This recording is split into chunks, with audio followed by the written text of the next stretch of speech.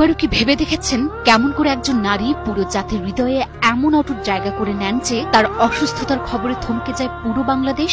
বেগম খালেদা জিয়ার এভারকেয়ার হাসপাতালে ভর্তি হওয়ার মুহূর্ত থেকেই যেন থমকে দাঁড়িয়েছে পুরো বাংলাদেশ। সাধারণ মানুষ থেকে রাজনৈতিক শীর্ষ নেতা এমনকি রাষ্ট্রপ্রধান পর্যন্ত তার সুস্থতার জন্য প্রার্থনায় সামিল হয়েছেন।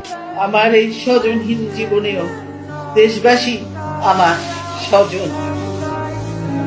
আল্লাহ আমার একমাত্র ভরসা। আমি যেমন থাকি, যেখানেই থাকি, যতক্ষণ বেঁচে থাকবো দেশবাসীকে ছেড়ে যাব না। একবারও কি ভেবে দেখেছেন কেমন করে একজন নারী পুরো জাতির হৃদয়ে এমন অটুট জায়গা করে নেন যে তার অসুস্থতার খবরে থমকে যায় পুরো বাংলাদেশ?